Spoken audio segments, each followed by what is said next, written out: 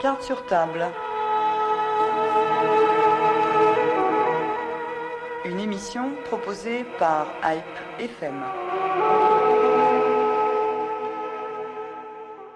Chers auditeurs, bonjour et bienvenue en ce samedi 9 novembre pour une nouvelle émission de Cartes sur table, cette fois-ci dédiée à l'association humanitaire Espoir pour l'Arménie, association qui a vu le jour en 1989 et qui fête cette année ses 30 ans d'existence.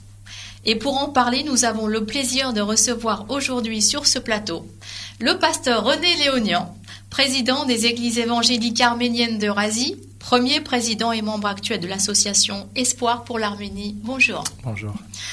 Mais également présent sur le plateau le pasteur Gilbert Léonian, président de la Fédération des Églises évangéliques arméniennes d'Europe, rédacteur de la revue Le Messager, Panpej, et membre du conseil d'administration de l'association Espoir pour l'Arménie. Bonjour. Bonjour Lucie. Mais également présent sur le plateau le pasteur Joël Mikaélian, président des Églises évangéliques arméniennes de France et vice-président de l'association Espoir pour l'Arménie. Bonjour. Bonjour. Bien, chers invités, comme on dit, commençons par le commencement. Et j'aimerais d'abord m'adresser au pasteur René Léonian. Vous qui avez été le premier président de l'association et qui avez représenté l'association pendant 17 ans en Arménie. Pourquoi Espoir pour l'Arménie? Pourquoi 1989? Et qui en était l'initiateur? D'abord, merci pour l'invitation. C'est un plaisir d'être dans les studios de la radio en votre compagnie, Luciné. Et pour parler d'Espoir pour l'Arménie, il faut d'abord se souvenir du triste tremblement de terre le 7 décembre 1988 en Arménie et rappeler qu'à ce moment-là, le monde entier s'est mobilisé pour venir au secours de l'Arménie et des Arméniens, non seulement les Arméniens de la diaspora, mais différents pays, différentes organisations non arméniennes aussi. En France, tout de suite après le tremblement de terre, une association a été créée, SOS Arménie, qui rassemblait beaucoup d'organisations arméniennes avec les 3 églises arméniennes, apostoliques, catholiques et évangéliques qui prenaient la direction de cette association, mais avec aussi beaucoup d'associations comme l'UGAB, l'UMAF et beaucoup d'autres qu'on pourrait citer. Et nous avons fait partie, en tant qu'Église évangélique arménienne, dans toutes les régions de la France, de cette organisation SOS Arménie. Il faut signaler aussi qu'à ce moment-là, la Croix-Bleue des Arméniens de France s'est mobilisée avec l'ensemble de ces réseaux mondiaux. Une organisation aussi a été créée à cette époque, Aznavour pour l'Arménie. Et au bout de quelques mois, au niveau des églises évangéliques arméniennes en France, il a été décidé, tout en continuant d'être partenaire avec SOS Arménie, d'avoir certains programmes spécifiques pour l'Arménie. Et c'est la commission synodale, le comité directeur de l'Union des Églises évangéliques arméniennes de France, qui a décidé au mois d'avril 1989, notre commission synodale dirigée par le regretté pasteur Jean-Daniel Saagian, de créer une association, Espoir pour l'Arménie, pour finalement avoir des programmes complémentaires au niveau humanitaire, au niveau éducatif en Arménie, et aussi d'apporter dans ces programmes, avec les besoins humains et matériels, répondre aux besoins spirituels de la population arménienne, parce que il faut se rendre compte que en tant qu'être humain et en tant qu'Arménien et en tant que chrétien, nous avons à la fois des besoins matériels, humains, classiques, et puis nous avons aussi des besoins au niveau de notre foi chrétienne. C'est un petit peu la raison d'être d'Espoir pour l'Arménie dès le départ. Un comité Espoir pour l'Arménie a été créé, qui s'est transformé en association loi 1901 par la suite. Et j'ai eu le privilège d'être nommé à ce moment-là par nos églises premier président d'Espoir pour l'Arménie. Très bien. Alors, comment était ce premier voyage en Arménie? Quels souvenirs en gardez-vous? Est-ce que le retour n'était pas difficile après tant d'émotions? Bien, comme on l'a dit tout à l'heure, que ce soit SOS Arménie ou la Croix-Bleue des Arméniens de France, ont pu travailler en collaboration avec les autorités soviétiques pour envoyer des avions cargo dès le mois de décembre, dans les semaines qui ont suivi le tremblement de terre, pour venir en aide d'une manière rapide aux sinistrés de la région nord de l'Arménie, Gyumri, Spitak, Vanadzor. Et mon épouse et moi-même, à la fin du mois de décembre 1988, donc à peine 3 semaines après le tremblement de terre, nous avons décidé de faire partie d'un de ces déplacements, donc un avion cargo rempli d'aide humanitaire avec 2-3 membres de la communauté arménienne de France, 2-3 journalistes. Et puis voilà, nous sommes allés sur place. Nous avons aidé à la distribution dans les zones nord au-dessus de Gyumri. Il faisait très froid, moins 20, moins 25, moins 30. Et c'était une grande émotion d'être avec notre population arménienne sinistrée. Je pense que quand il arrive un malheur dans le monde, pour n'importe quel peuple, dans n'importe quel pays, nous sommes touchés. Oui. Et quand il s'agit de l'Arménie et des Arméniens, il y a, je ne sais pas, quelque chose de fort qui nous prend aux tripes. Et nous avons été, oui, très touchés. Nous avons pleuré avec les gens, mais nous avons également essayer de communiquer un certain espoir, les encourager de différentes manières.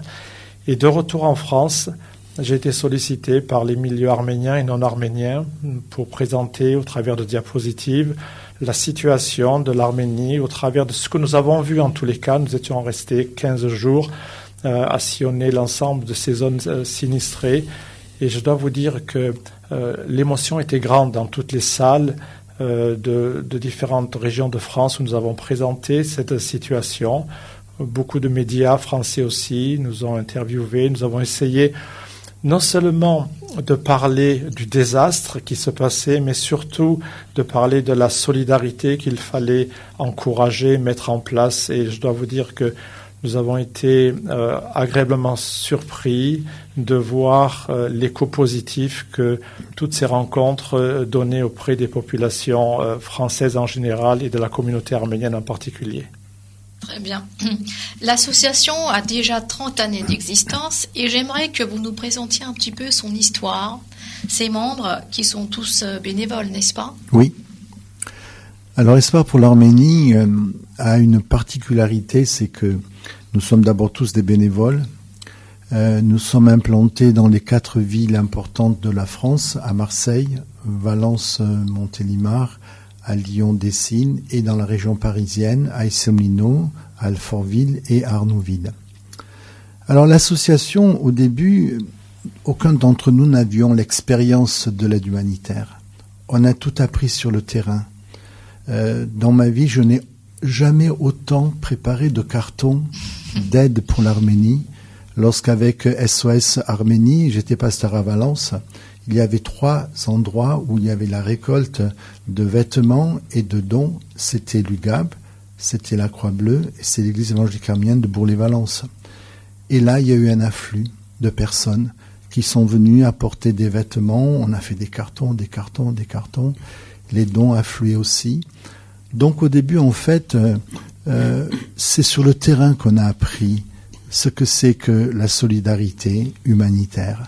Nos grands-parents avaient fui le génocide, ils étaient venus en France il y a presque 100 ans. Ils ont vécu une galère terrible, mais notre génération ne l'a pas connue. Mes parents sont nés en France, je suis né en France. J'ai vécu dans un cadre relativement sécurisé où on avait au quotidien de quoi manger, de quoi se chauffer, aller à l'école. Et donc d'un seul coup, ça a été le choc. Le choc de voir un pays qui est complètement brisé, de voir une population qui est affectée par un drame qui a, dans chaque famille, généré des pertes humaines, des pertes matérielles. Et donc, à un moment donné, on s'est rendu compte que l'émotion, c'est important, la compassion, c'est important, mais l'émotion et la compassion doivent nous conduire à l'action. Et on a appris d'une façon très, j'allais dire, primaire, ce que c'est que d'aider son prochain en Arménie. La première fois, donc, c'était en novembre 89 que je suis allé en Arménie, envoyé par Espoir pour l'Arménie avec Boros Aladjian. on s'est dit, mais qu'est-ce qu'on peut faire dans ce pays? Et notre expérience en France des églises évangéliques arméniennes, c'est particulièrement l'enfance et la jeunesse. Nous gérons 2 centres de vacances, un dans les Cévennes, un en Savoie, la Fontanelle et la Source. Boris Aladjian était directeur, moi j'étais aumônier, et on a dit, qu'est-ce qu'on peut faire? Et la première année, donc dès l'été 89, on a invité 10 enfants de Goumri, de cette zone sinistrée, à passer 2 mois en France, 1 mois dans chacun des centres de vacances. Mais après, on s'est dit, et après? C'est bien, mais il faut aller sur le terrain. Donc, dès novembre 89, nous sommes allés, en passant par Moscou, à Yerevan. Oui, il n'y avait pas de vol direct. Il n'y avait pas de vol direct à l'époque. Et donc, là, on a, avec des amis que l'on ne connaissait pas quelques mois avant, ils ont été très ouverts pour être un peu ce pont, parce que pour nous, l'Arménie soviétique, pour moi, c'était très loin. J'y étais allé en 1980 une fois, mais je voulais plus retourner parce que c'était à la fois mon pays et pas mon pays. Et en tant que pasteur, j'étais suivi par le KGB et j'étais pas à l'aise, voyez. Donc, je pensais que je retournerais plus en Arménie. J'ai vu une fois, ça m'a plu, stop. Elle était trop soviétique. Trop soviétique. Oui. Mais le tremblement de terre a éveillé en moi comme une force pour retourner. Et donc, on est allé visiter plusieurs endroits et puis on est allé à Tsargatsoj. Tsargatsoj, et là, on a dit, c'est là qu'il faut aller. En 90, nous avons organisé avec Espoir pour l'Arménie la première colonie de vacances chrétiennes avec Espoir pour l'Arménie à Tsargatsoj, avec 150 enfants sinistrés, avec une équipe qui nous a aidés à faire toute la logistique. Et nous, là, on a appris 3 choses. On a appris combien le peuple arménien est un peuple chaleureux et que même s'il souffre, il ne se décourage jamais. La deuxième, c'est que les enfants d'Arménie sont beaux. Ils sont pleins de potentiel. Et la troisième, c'est qu'il faut s'organiser pour que, à partir de ce centre de vacances que nous avons vécu avec une équipe de France et des États-Unis, et tous ceux qui sont venus en 1990 aujourd'hui, ils continuent à aimer, à servir l'Arménie. Et donc là, on s'est dit, qu'est-ce qu'on va faire pour la suite? Et c'est ainsi que, rapidement, nous avons eu en Arménie un permanent, donc en 1991, et ça nous a beaucoup aidé parce qu'on a réussi d'être sur place. On a réussi à faire le pont entre la France et l'Arménie. C'est-à-dire que lorsque on voyait des besoins, on ne savait pas à qui envoyer l'aide. Et on avait quelqu'un sur place qui a fait ce travail. Et dès, disons, 91, deuxième centre de vacances à Tsargatsoj, 92 à Arzeni, sanatorium. Et puis est venue la prochaine étape où le pasteur René Lognan a été désigné comme notre permanent. Et là, c'est vraiment là que Espoir pour l'Arménie a pris un envol. Parce que le premier représentant, il était très sympathique, il venait des États-Unis, on l'aime beaucoup. Mais le pasteur René venait de France. Il était des nôtres. Et on avait une proximité non seulement familiale, pastorale, mais aussi une unité de vision. Et là, donc, voilà, peut-être cette étape a marqué le début de ces 12 programmes qui aujourd'hui existent encore. Donc les programmes sont nés sur place, en Arménie. Oui, tout à fait. Ce sont des programmes qui étaient en général sollicités par les personnes qui étaient en Arménie, discutés en France par Espoir pour l'Arménie. Mais il y avait aussi des fois des programmes discutés, proposés en France et discutés par les partenaires en Arménie. Mais enfin, on pourra en reparler de toute cette période, les 17 ans d'Arménie, dans quelques instants. Bien. Parlons un petit peu de vos différents partenaires, justement. Vous avez évoqué ce mot. Je sais que vous en avez beaucoup dans les différentes régions de France, n'est-ce pas? Alors, qui sont-ils, vos partenaires? Quel rôle ont-ils? Dans quel domaine, surtout? Alors, c'est très important pour nous de réaliser que on n'a pas le monopole de l'aide à l'Arménie. Espoir pour l'Arménie, j'allais dire, c'est le petit poussé des associations humanitaires arméniennes. Au niveau de notre budget, au niveau de notre staff, on n'a pas de permanent, on n'a pas de salariés. Voilà, donc très souvent, c'est les membres de l'association qui allons là-bas, sur place. Donc, ça, c'est le premier constat. Deuxième constat, collaborer avec d'autres associations, ça crée du lien entre nous. ça crée à la fois un respect mutuel, une confiance, mais en même temps plus d'efficacité.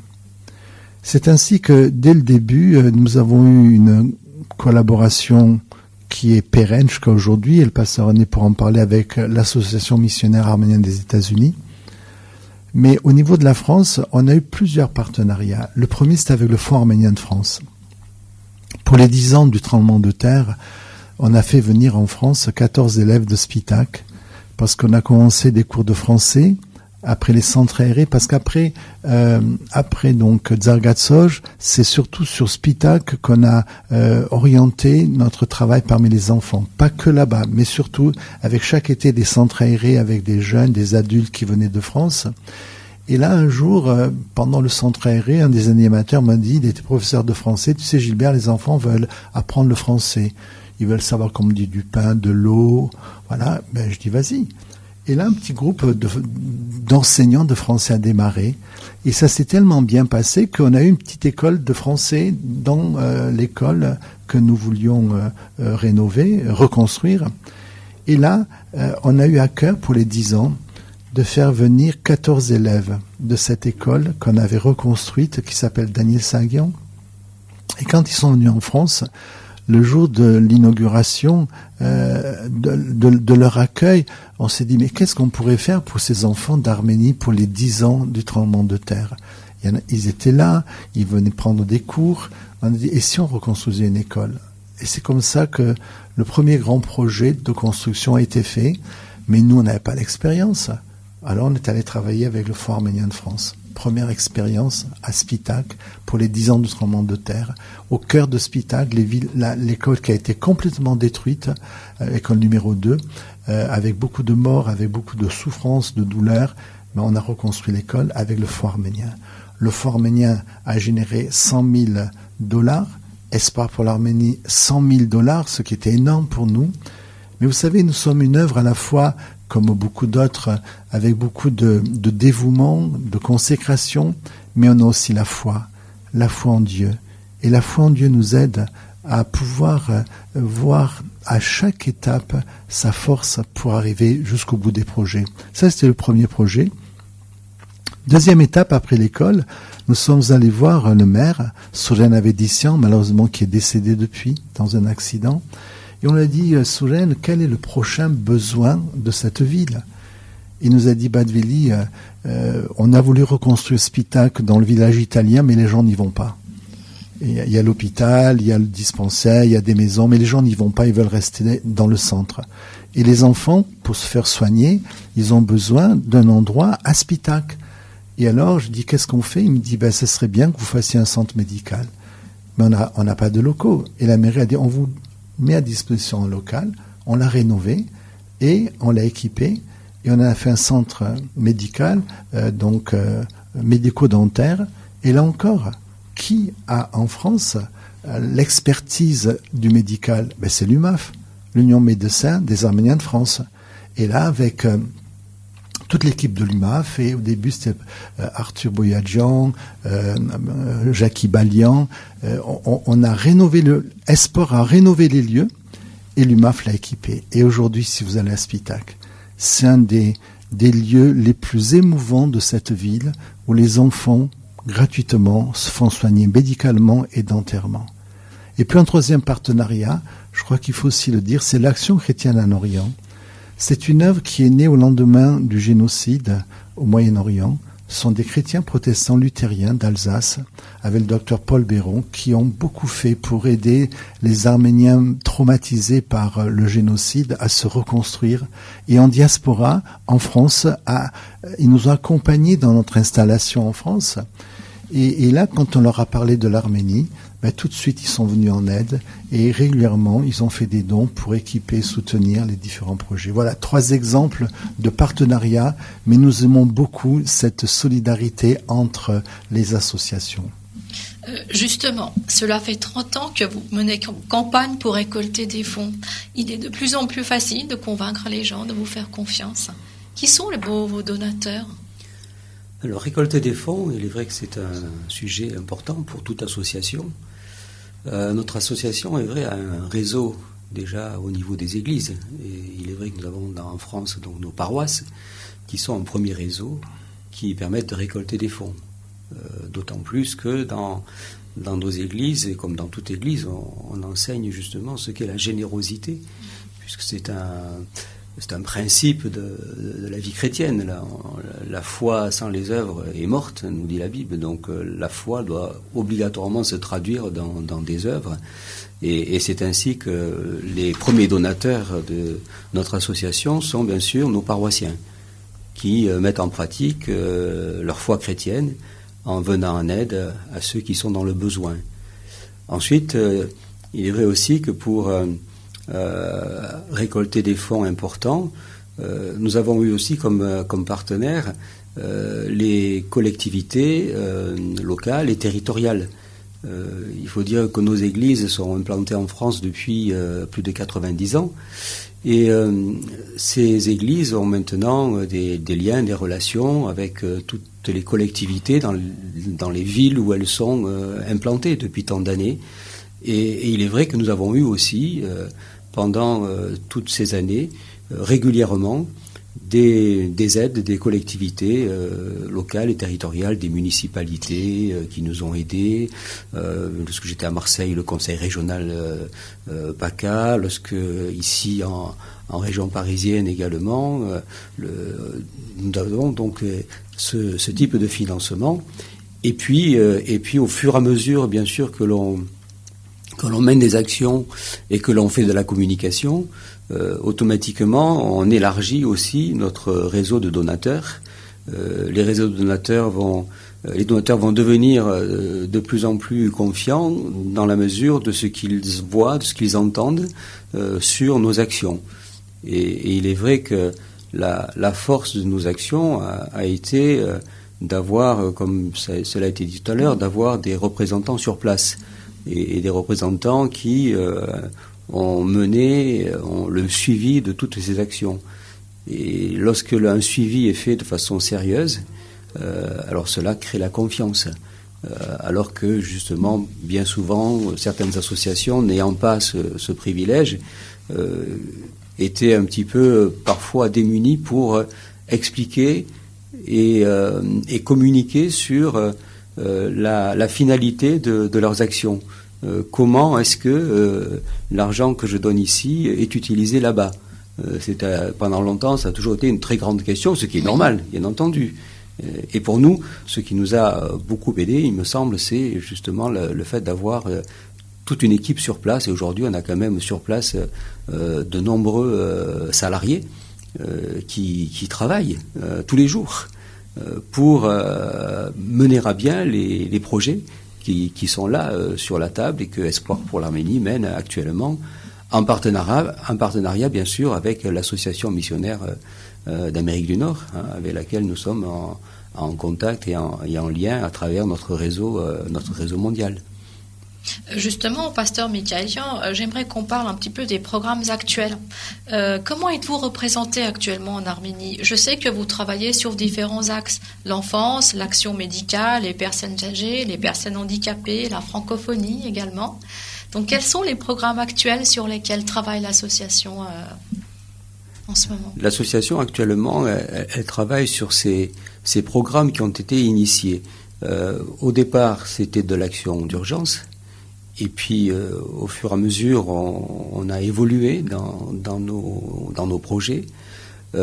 Entre-temps aussi, il faut savoir que c'est créé le Fonds arménien de France, qui va bientôt faire son téléthon, qui, lui, alors, a pour vocation de mener de grands projets de construction ou autres. Ce qui fait que notre association s'est plutôt orientée vers des projets de proximité, à la dimension de notre association.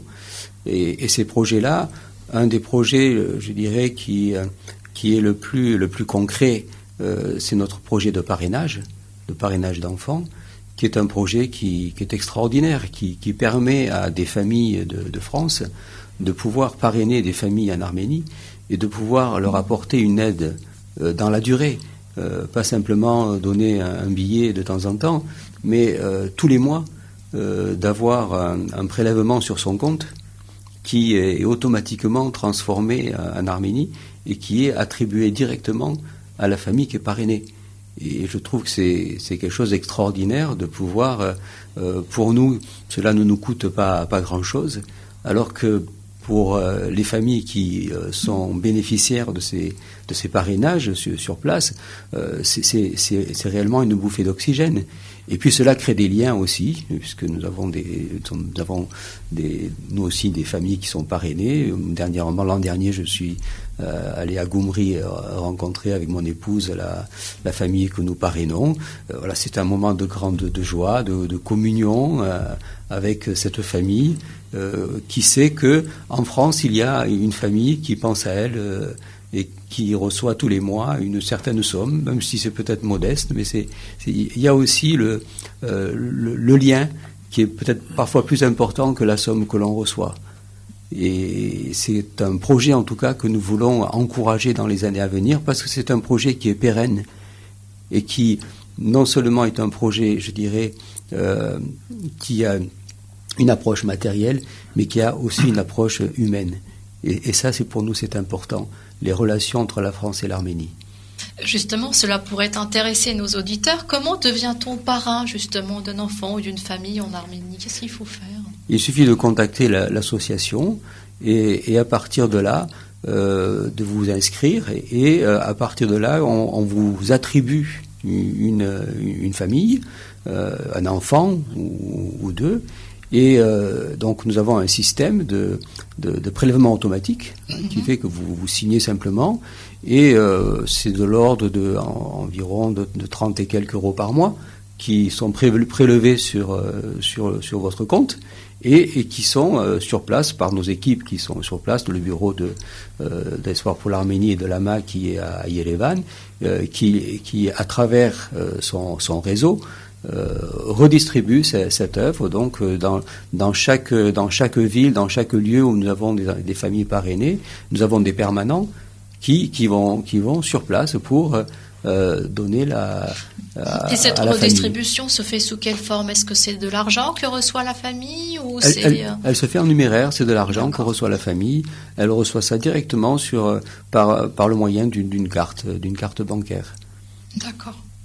Très bien. Alors, je voulais revenir un petit peu à la francophonie. Je sais que vous y tenez beaucoup, Pasteur Léonian, et j'aimerais que vous parliez un petit peu justement de ce programme que vous êtes en train de réaliser à Ajdarak avec la rénovation de quelques classes où le français sera également enseigné. C'est important pour vous, la francophonie? Je crois qu'on ne peut pas oublier que nous sommes français d'origine arménienne, Oui. ou franco-arménien. Nous qui avons eu le privilège de naître en France, d'avoir fait des études secondaires, universitaires, la culture française, nous l'aimons. Ce pays, nous l'aimons. Moi, je parle mieux le français que l'arménien, même si j'aime beaucoup l'arménien. La littérature française nous a nourris. L'histoire française nous a nourris. Même si parfois la France est critiquée, pour moi, c'est un des plus beaux pays au monde, où il fait bon vivre en France. Donc, à partir de là, dans ce que nous voulons partager avec les enfants d'Arménie, c'est à la fois, comme il a été dit, l'aide humanitaire. Bien sûr, c'est de les aider à cultiver leur foi chrétienne. Mais, à un moment donné, à l'intérieur de chaque être humain, on a besoin d'un imaginaire. Et sortir de la ville sinistrée dans laquelle on a souffert, ou si c'est pas nous, nos parents. Et dans chaque famille, il y a un portrait de ceux qui sont décédés. Moi, ça me touche beaucoup quand je visite les familles à Spitak ou dans cette région. On a besoin de les aider à sortir de cet univers. Et la francophonie, c'est l'un des moyens qui permet à l'enfant de s'ouvrir de communiquer avec le monde. Avec le monde extérieur. Et la France, en particulier la francophonie. Donc très vite, comme je vous l'ai dit, on a commencé ces cours de français. Maintenant, on a une permanente qui s'appelle Christine. Elle est remarquable. Et d'ailleurs, elle-même, comment a-t-elle appris le français? Ses parents sont morts dans le tremblement de terre de Spitak. Elle est orpheline. On l'a envoyée en France, à Marseille, dans une famille pour qu'elle puisse se reconstruire. Ils ont tellement aimé Christine qu'elle est devenue leur fille. Elle est allée 4 séjours en France, à Marseille. Elle parle un français impeccable. Et à partir de là, donc, on a créé à Spitak un centre culturel franco-arménien, là encore en partenariat avec la mairie, qui met à notre disposition dans le centre culturel de Spitak une salle, et année après année, nous l'avons équipée. Une bibliothèque, une télévision, un ordinateur, du matériel pédagogique. Et Christine, elle est comme le soleil de cette école. Elle est rayonnante, même si on sent toujours dans son regard un fond de tristesse, mais elle est rayonnante. Et en plus, elle aide les enfants à aimer la France et la langue française. Et à partir de ce centre culturel franco-arménien, on a réussi, dans l'école Jean-Daniel Saguian, à introduire le français. C'était compliqué. Première langue, arménien. Deuxième langue, russe. Troisième langue, anglais. Essayer de faire entrer le français dans une école en Arménie. Convaincre qu'il faut également apprendre le français. Eh bien, avec persévérance, on a réussi. Le gouvernement a accepté de faire Franseren Tekumov. D'accord. Voilà. Et donc, on enseigne aussi chaque jour. Donc, il y a le centre culturel et il y a aussi l'école Daniel Saguian.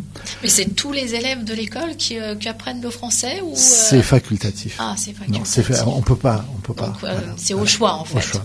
Et là, depuis que je suis revenu donc sur la région parisienne, je suis passé à Alfortville. L'église, d'abord, les rues du groupe Manouchian. C'est quand même pas rien d'avoir une église rue du groupe Manouchian. Bien sûr. Et juste à côté, c'est la place Ashtarak.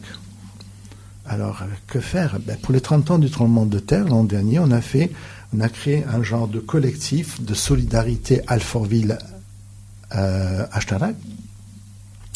L'an dernier, nous y sommes allés.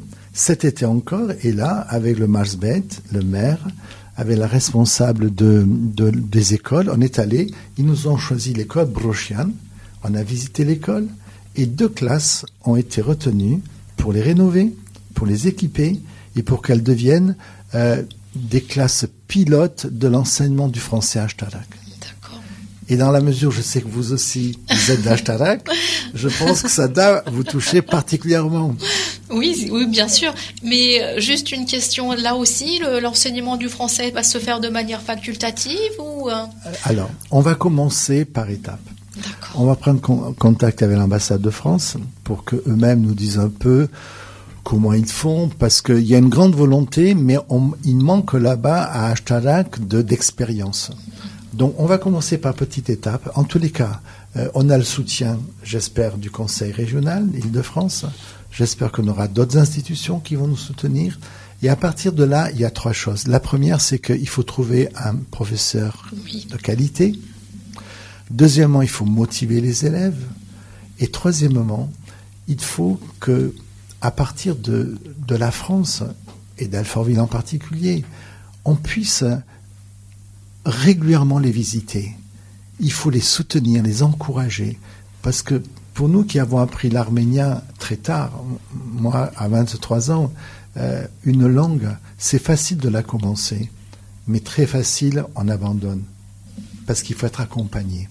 Voilà un peu ce qui fait que le concert du 24 novembre, alors à Paris c'est ainsi, mais dans les autres villes, ça sera d'autres villes parrainées, on souhaite attribuer les bénéfices du concert du 24 novembre pour ce projet, et honnêtement, on y croit. C'est très bien. On va en reparler de ce concert. Je voulais juste vous demander, dans cette école également, je suppose que le français n'a jamais été enseigné jusqu'à... Alors non, en visitant l'école l'été dernier avec mon épouse, j'ai vu qu'il y avait un panneau où il y avait Victor Hugo, il y avait marqué « C'est ça la France », il y avait le drapeau français, il y avait une poésie. Donc il y a un coin français déjà. Voilà, il y a déjà, j'allais dire, les prémices de ce que nous voulons faire. C'est pour ça que je pense que cette école a été choisie. Elle est ouverte. Et alors la directrice, je ne vous dis pas, elle est sur un nuage de bonheur. Elle attend que ça commence. Eh ben c'est très bien, c'est très bien. Il faut quand même que les élèves prennent conscience qu'il n'y a pas que le russe et l'anglais, qu'on peut très bien apprendre le français, surtout que l'Arménie est le seul pays de la région où on a une université française, du phare. Donc c'est également, je pense... Et les assises de la francophonie en Arménie l'an dernier, c'était remarquable. Bien sûr, bien sûr. Et même le Premier ministre a appris le français, Pachinian. C'est vrai, c'est vrai. Donc je pense que le fait de pouvoir continuer ses études en français mais en Arménie, ça doit quand même les motiver pour apprendre la langue française dès l'école. Très bien. Je voudrais qu'on parle un petit peu du futur aussi. Donc quels sont les projets que vous envisagez de réaliser dans le futur ? Pour parler du futur, il faut... Oui.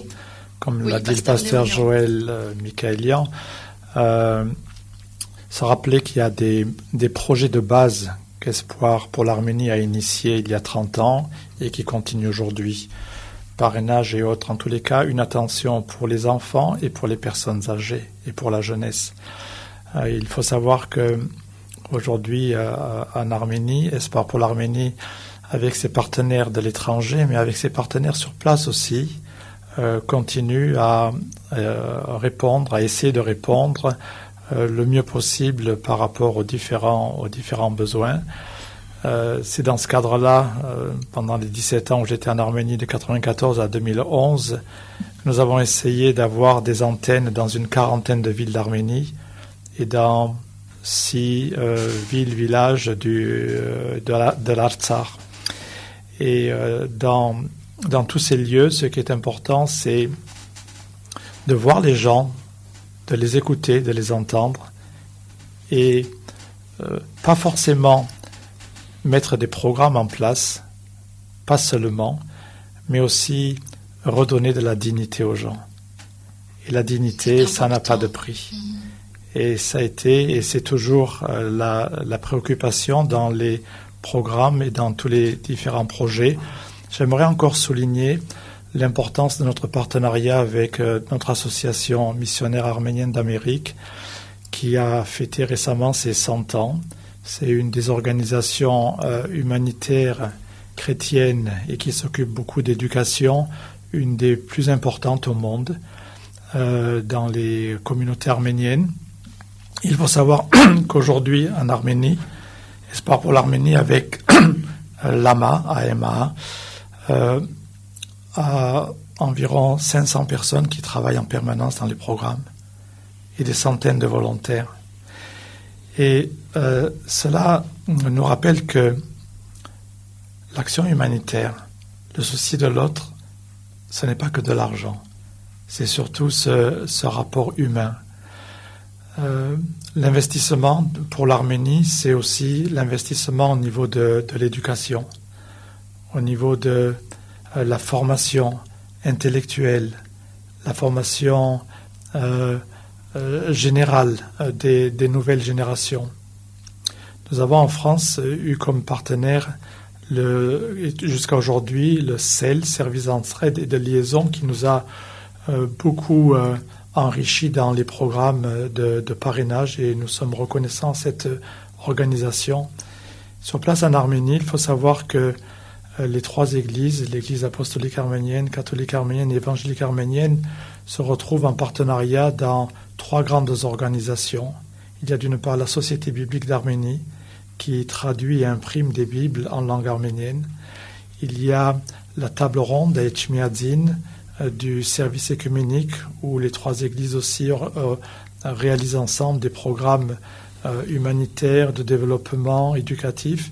Et il y a aussi une organisation qui s'appelle ECLOF, où les 3 églises sont ensemble pour donner des crédits à différentes personnes qui lancent des projets intéressants.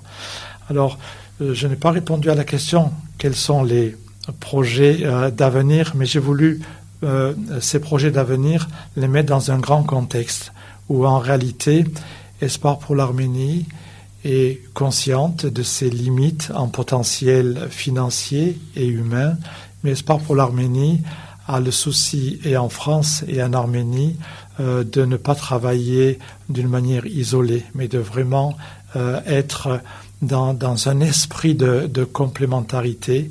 Alors, les projets futurs, peut-être le pasteur Joël? Les projets futurs, ils sont surtout axés sur à la fois l'éducation des enfants et à la fois les personnes âgées, les personnes les plus vulnérables aujourd'hui. Et il est vrai que notre association reste à l'écoute de ce que nos permanents nous disent sur place. Et aujourd'hui, il est vrai que c'est davantage ceux qui sont sur place et qui y sont maintenant depuis plusieurs années, et qui est un réseau, comme l'a dit le pasteur Léonien, un réseau assez important aujourd'hui. Nous avons des bureaux sur l'avenue Bagramian à Ille-et-les-Vanes, avec des permanents, avec des permanents dans chaque grande ville. Et les projets d'avenir sont surtout axés sur l'éducation des enfants. Par exemple, nous avons des centres que l'on appelle des centres Choche, qui reçoivent les enfants à la sortie de l'école. En Arménie, l'école finit vers 14h, 15h, des choses comme ça. Donc, l'an dernier, j'étais à Goumri, par exemple. Nous avons ouvert un nouveau centre à Goumri, où c'est un centre extraordinaire, c'est beau. Il y a des salles d'ordinateurs, il y a des salles de cours, il y a des salles de danse, il y a tout un tas d'activités manuelles ou autres. Et ce centre reçoit, donc depuis l'an dernier qu'il a été inauguré, une centaine d'enfants tous les jours à la sortie de l'école. Les enfants viennent et sont répartis suivant leurs désirs, ce qu'ils ont envie de faire. Et je trouve que c'est extraordinaire de pouvoir faire ce travail d'éducation, de participer à cette éducation, parce que c'est ainsi qu'on change une société. C'est ainsi qu'on permet à une société de se développer en préparant les générations futures. Et aussi, sans oublier également les personnes âgées qui sont vraiment dans la précarité. Et régulièrement, nous avons des actions aussi qui sont menées auprès des personnes âgées. Nous avons tenté, il y a quelques années, des micro-projets également. Et ces micro-projets, il faut le dire, tous n'ont pas été à la hauteur de ce que nous attendions. Mais il est vrai que ce sont des choses que nous avions vues déjà dans d'autres pays. Nous avons tenté de le faire aussi en Arménie. Par exemple, un micro-projet, c'était de faire un prêt de 5 ou 10 000 euros à une personne qui a un projet, par exemple, de transport, ou un projet d'aller dans des villages pour une alimentation mobile dans les villages. Et donc, le projet, c'est de dire, voilà, on fait un prêt de 10 000 euros, par exemple, et vous faites votre affaire, et régulièrement, vous remboursez à l'association, et avec ce que vous remboursez à l'association va aider un autre micro-projet. C'est un projet ambitieux dans lequel nous sommes lancés, et je dois avouer que le résultat aujourd'hui est un petit peu mitigé, mais on ne perd pas courage, parce que je pense que c'est aussi un projet qui est important, d'encourager les micro-projets, d'encourager les gens à travailler, à innover, à finalement, comme dit le pasteur René Léonian, rendre la dignité aux gens, c'est valoriser ce qu'ils sont, valoriser ce qu'ils font, les valoriser eux-mêmes, qui ont des capacités. Voilà un petit peu dans le sens dans lequel les projets sont là. Je sais également que chaque année vous expédiez des containers en Arménie aussi. À qui sont-ils adressés ces containers? De quel type d'aide s'agit-il? Oui, les conteneurs, il est vrai que cela peut paraître un petit peu dépassé aujourd'hui. C'était à l'époque où on faisait des conteneurs de vêtements ou autres, de produits de première nécessité. Mais nous avons continué ces conteneurs, d'une part parce que sur place en France, nous avons toujours des entreprises qui nous donnent des quantités, de grosses quantités d'affaires neuves, bien sûr, parce qu'on n'en voit plus d'affaires d'occasion dans ces conteneurs, c'est que des affaires neuves qui sont... donc il y a également des entreprises qui sont partenaires. Sont des entreprises qui sont partenaires, qui vont nous donner peut-être une centaine de paires de chaussures ou une centaine de paires de manteaux, enfin, de ces choses comme ça. Et dans la mesure où nous avions ces contacts et où ça continue, donc nous avons... garder cet envoi de conteneurs annuel, et sur place ce conteneur est réparti, distribué par nos bénévoles une équipe qui part de France et qui travaillent avec nos bénévoles sur place pour assurer la distribution eux-mêmes. Ce sont nos bénévoles d'ici avec ceux de là-bas en collaboration qui vont mener chez les familles les plus nécessiteuses de tel ou tel village ou de telle ou telle ville. Voilà. D'accord, très bien. Alors, comme on l'a souligné plusieurs fois pendant l'émission, l'année 2019 est une année symbolique, car l'association fête ses 30 ans et pour ce faire, 3 concerts vont être organisés. Concerts en hommage à Komitas à l'occasion du 150e anniversaire de sa naissance, au profit des enfants des villes jumelées d'Arménie et d'Artsakh. Pasteur Léonian, vous êtes l'organisateur du concert qui aura lieu le dimanche 24 novembre à 16h au pôle culturel d'Alfortville. Vous pourriez peut-être nous en parler un petit peu. Qui va-t-on voir sur scène ce soir-là ? Alors, je suis le coordinateur du projet, puisque nos 2 églises d'Alfortville, Arnouville et Issy-Moulineaux, nos 3 églises y participent aussi. En fait, on s'est posé la question... quel programme choisir pour cet événement ? Et comme l'a dit tout à l'heure le pasteur Joël, nous sommes toujours dans la proximité. René l'a dit aussi tout à l'heure aussi. Naré était incontournable. Naré Ramanian. Pasteur René l'a dit. La pianiste. La pianiste. Oui. Depuis l'âge de 4 ans, elle était dans les petits virtuoses. Après, lorsqu'elle a fait une carrière plus indépendante, on l'a toujours suivie. On l'a toujours invitée. Et là, donc, en fait, il se fait qu'elle a des amis qui sont presque de la famille Alfortville. Et c'est grâce à Hype FM que je l'ai retrouvée. On m'appelle un dimanche soir en me disant « Badvili, il y a quelqu'un que tu connais dans le studio qui va enregistrer. » Et puis, elle s'appelle Naré Ramanian. Ah ben oui, on la connaît. Et puis, il y a aussi Luciné Levoni qui habite à Alfortville. Je dis, je la connais moins, mais voilà, ils m'ont invité. On a passé une soirée chez eux. La soprano. La soprano. Oui. Et je leur ai dit, si un jour on fait un concert, est-ce que vous êtes prête ? Ah oui, on serait heureuse de faire un concert. Il n'y avait pas encore l'idée des 30 ans. Il y a 2 ans, lorsque vous avez fait l'interview ici à EPFM. Et oui, avec l'émission Arrêt Regard. Avec l'émission Arrêt Regard, oui. Voilà. Et lorsqu'il a fallu donc choisir les personnes, donc on est allé vers elles. Je l'ai proposé d'abord au comité, ils ont été d'accord. Et là, on a le privilège d'avoir un plateau de grande qualité. Naré, non seulement elle est brillante, elle habite à Vienne, maintenant elle est une des étoiles de la musique arménienne dans le monde entier, mais le parcours de Naré est porteur d'un message fort d'espoir. Naré est né à Vanatsoch, quelques jours après le tremblement de terre, et la maternité était complètement les vitres cassées, il faisait froid, et la maman de Naré, qui s'appelle Nariné, les médecins lui ont dit, écoutez madame, votre enfant est en train de bleuir, elle va mourir, abandonnez-la. Est-ce qu'une mère peut abandonner son enfant ? La maman l'a enveloppée dans des couvertures avec sa chaleur maternelle, et elle a prié, parce qu'elle est très croyante, Nariné. Elle a dit, ô Dieu, si tu sauves mon enfant, je l'offre pour mon peuple. Naré. Tout le talent de Naré. Voilà, Naré a survécu. Et son talent, c'est pour le peuple arménien. Voilà, c'est pour l'humanité. Voilà donc pour Naré. Et on est très heureux de ce qu'elle vienne. Et elle est très heureuse. Elle aime beaucoup la France aussi.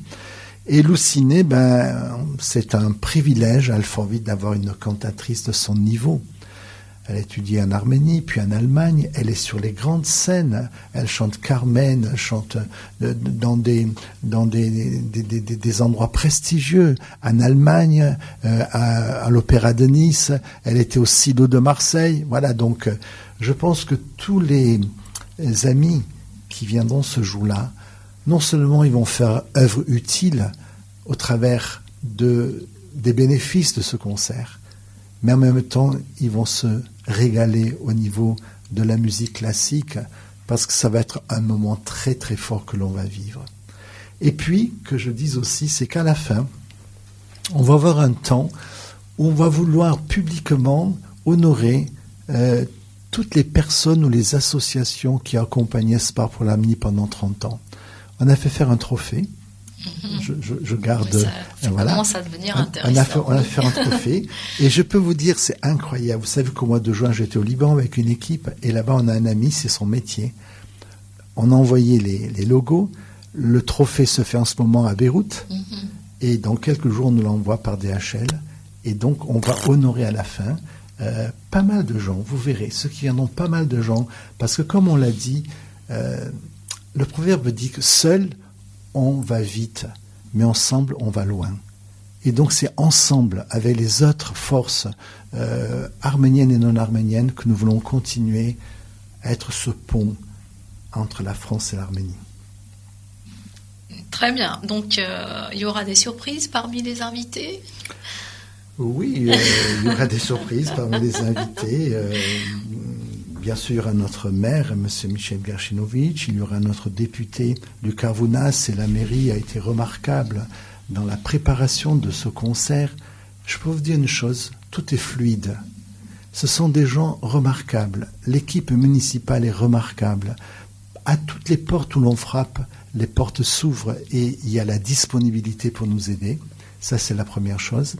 La deuxième chose qui est importante aussi, c'est qu'il va y avoir l'ambassade d'Arménie qui va être représentée par son premier attaché.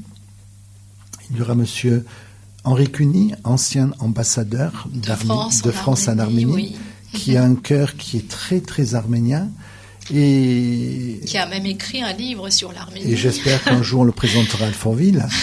Et il y aura aussi un ami de longue date, Daniel Bilalian, qui nous fait l'amitié d'être là.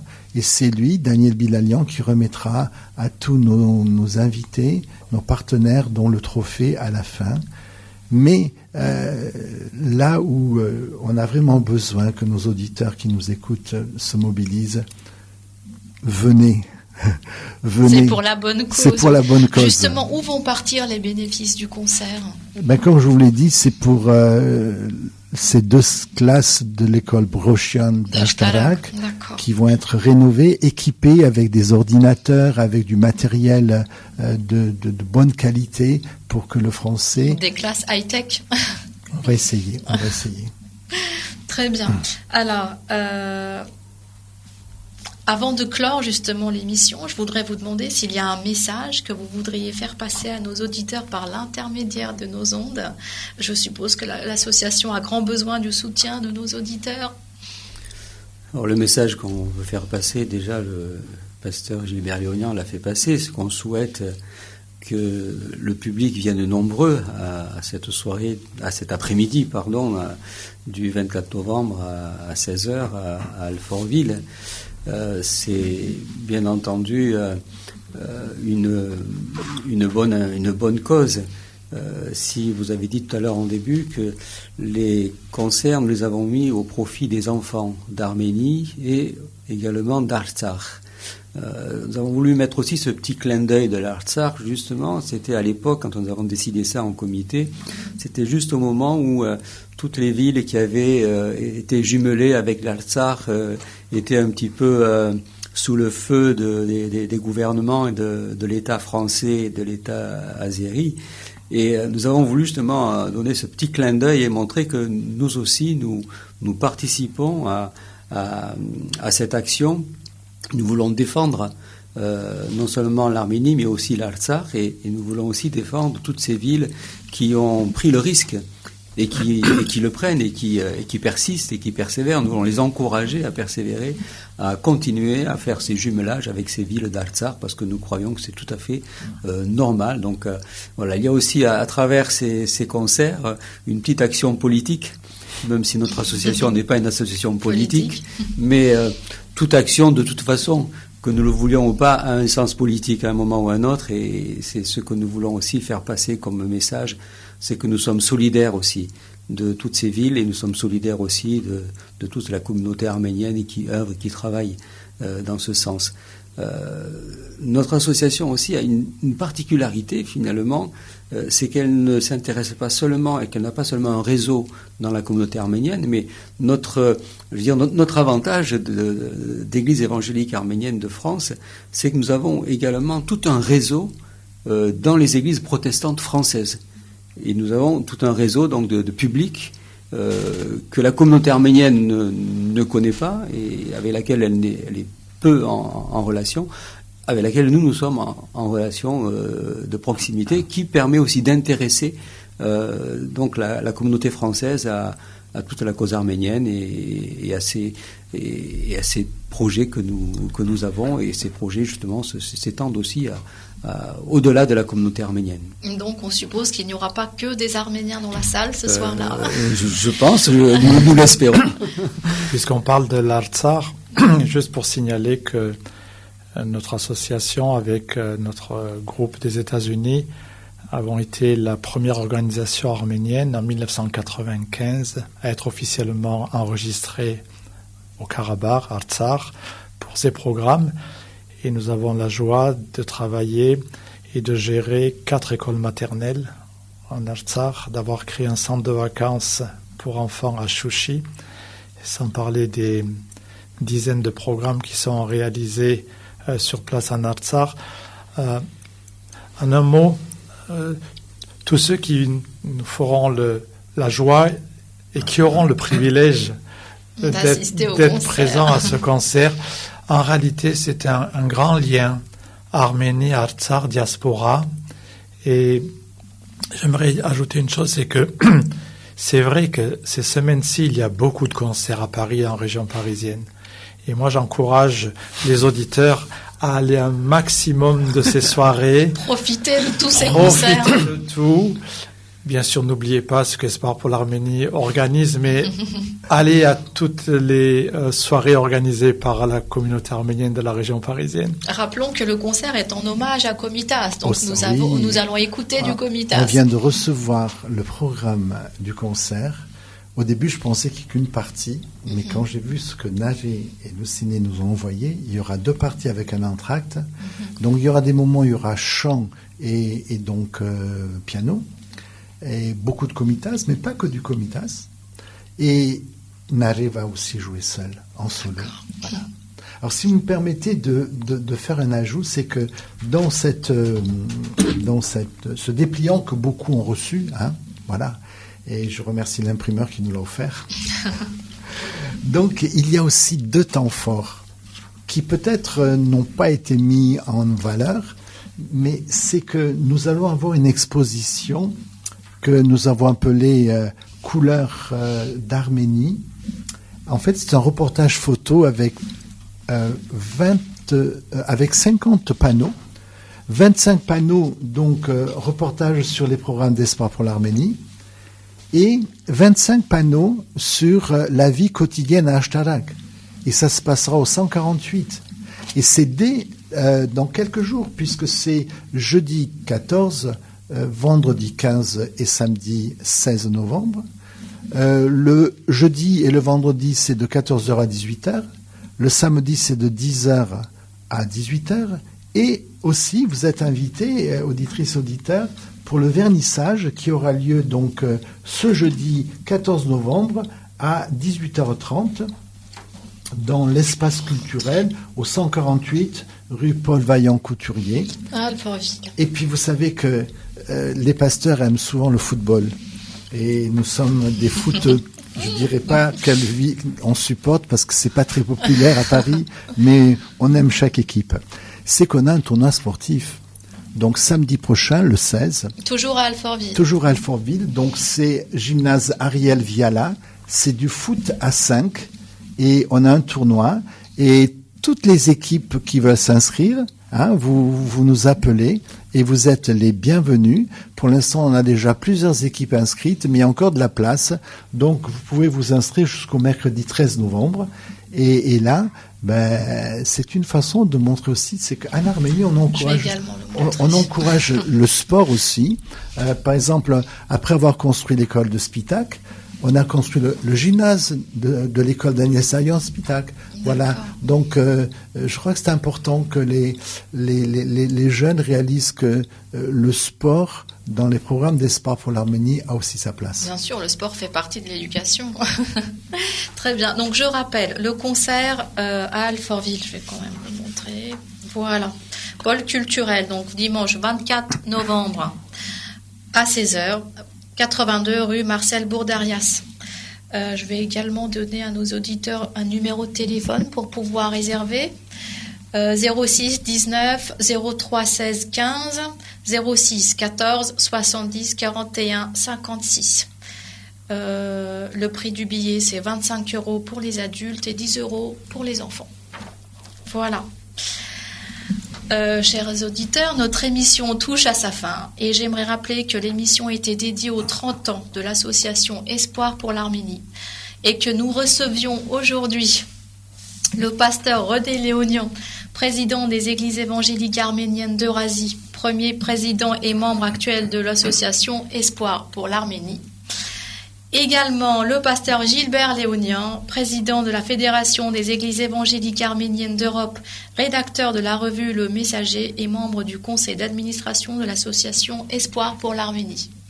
Mais également le pasteur Joël Mikaélian, président des Églises évangéliques arméniennes de France et vice-président de l'association Espoir pour l'Arménie. Lucine, je peux faire un rajout sûr, dans les projets. Bien sûr. C'est qu'au mois de juin 2020, nous allons en Arménie pour fêter les 30 ans. Ah, d'accord. Donc Et cela ne s'arrête pas non, qu'à non, Fortville. Voilà. Et donc, il va y avoir des temps très forts. Il va y avoir à 3 endroits de l'Arménie des fêtes pour les enfants parrainés. Et donc, on se prépare à y aller avec toute une équipe. Il y aura aussi un voyage organisé.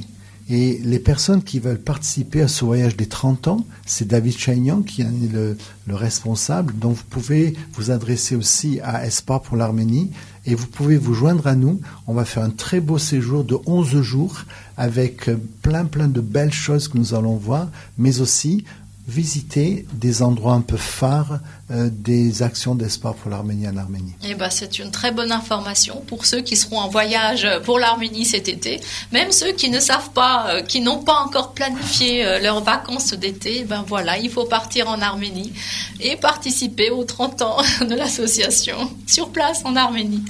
Merci à vous, merci pour le travail que vous faites et je vous souhaite une bonne journée.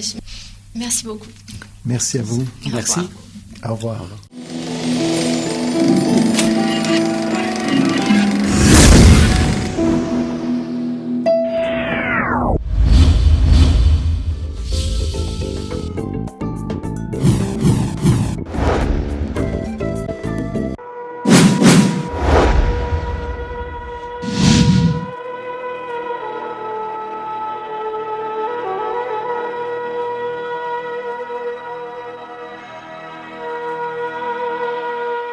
Carte sur table.